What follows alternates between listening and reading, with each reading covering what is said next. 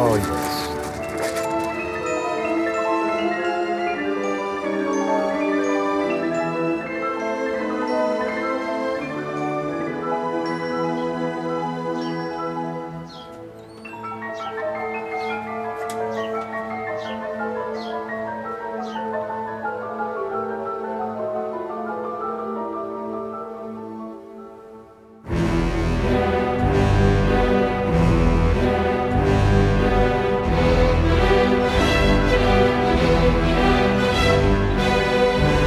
A remarkable thing was revealed for me.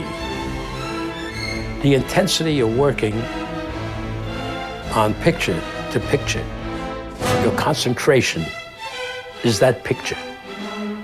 You don't think of philosophy, you don't think of continuity of life.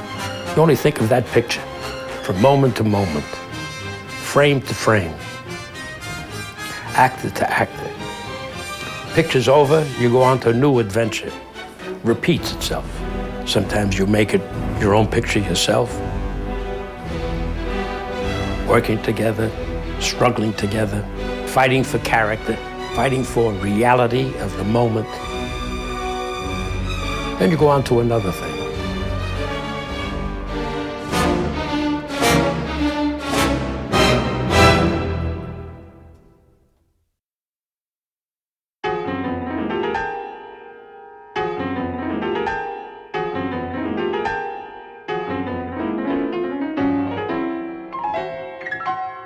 Even a little baseball game in the backyard was as intense as directing a scene or as fighting with producers. Everything was an intense moment to him. Life was an intense thing with him. Mostly the people worked with him, they were part of him, and he was a part of them. He was marvelous to work with for actors. They adored him because he knew the actor better than anybody else, because he was an actor, and he knew the passions, the inner conflicts of an actor. He could get into the actor. And he also loved working with the camera, the handheld camera, the clickety-clack and the energy and the movement, the sound of a handheld camera excited him. And not only excited him, excited the actor. They responded to that vitality. There was really a connection between Duke Ellington and John Cassavetes. Duke Ellington poured out with compositions and creativity, and he had very much the same quality that John had. John had a terrific mathematical sense about film, and Duke Ellington could write to the frame. He would compose music for a movie up to the frame, not a note above and not a note below. So both men had this innate scientific quality. Plus, more than that, Ellington composed with friends. When I say friends, musicians who are within his groove. John, in the same way, had a repertory of creative actors, beautiful actors. And he was able to work with them because he knew them so well. And he could write and create characterization that fit them and they fit into it. And just as John was able to get the juices out of his friends, no one was a small part. Everybody was very significant. And just like that same thing goes with Ellington, all those great musicians, they were equal to Ellington. So there's a very emotional and technical connection between Ellington and John.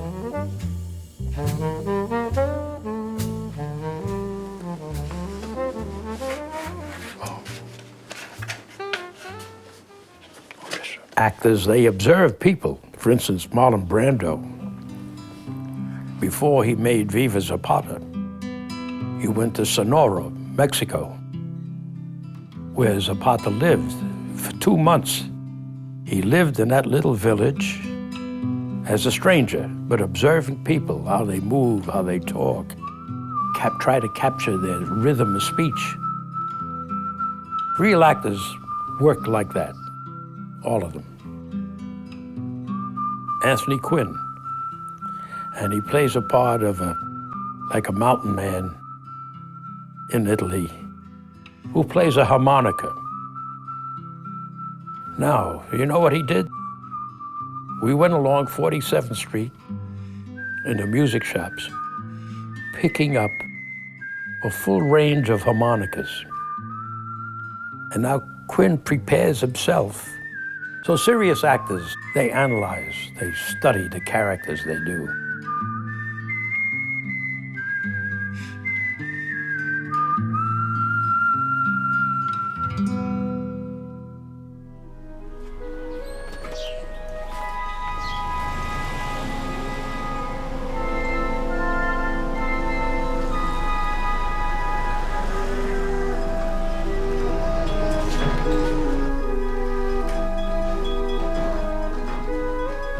Well, this is one of the peak moments in Marilyn's life.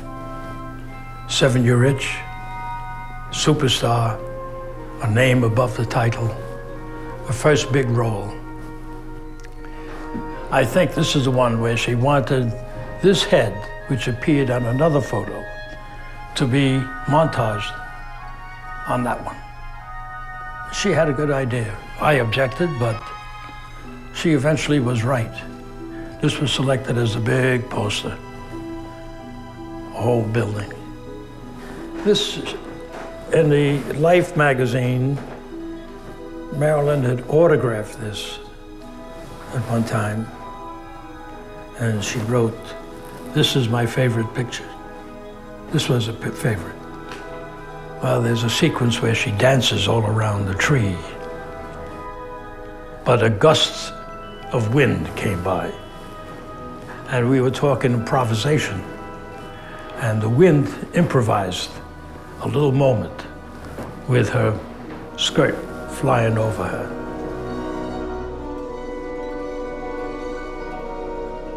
There's no plastic surgery there, just as she was. No makeup artist, no Revlon, no Max Factor, pure girl holding a flower. And then she knew I was there. It was nice. The next moment, there she is. Flower in the mouth, smiling, the other side of a character. A little satire on herself. And a moment of sad reflection. It was not always fun and jumping around. But I don't want to stay on that. I want to show the joy in the girl. I threw out a word here. I said Aphrodite. And with that, she put the two arms that we haven't seen with the great Venus de Milo and Aphrodite statues. And I think this is the way they must have been originally. Very beautiful. And she was like an Aphrodite girl. She came out of the sea. And this is a nice, big, joyful Marilyn. And most people are like the primitive people who feel when you take their picture, you take their soul. Maybe she said, "Here I am, take my soul." That's the kind of girl she was, you know? This was a scene in a 7-year itch where she takes a bath. And there was a very interesting thing. She, even before she learned the method, she believed in truth. So here it is, soap bubbles. Camera, I think, is shooting here. And the studios have to be very careful when somebody takes a shower or bath, be an accident, physical accident. Parts of the body are shown. So they insisted that she wear a bra and panties. And she's devoted to truth. She wouldn't feel right. And she said, "Who takes a bath with a bra and panties?" So she did the scene the way she wanted to do. They asked me, what was she like? And I could look at them and their genes and their youth, and I tell them, she was like you. She was like you, and they are like her. And that is her mystery. If they want to know what she's like, look in the mirror.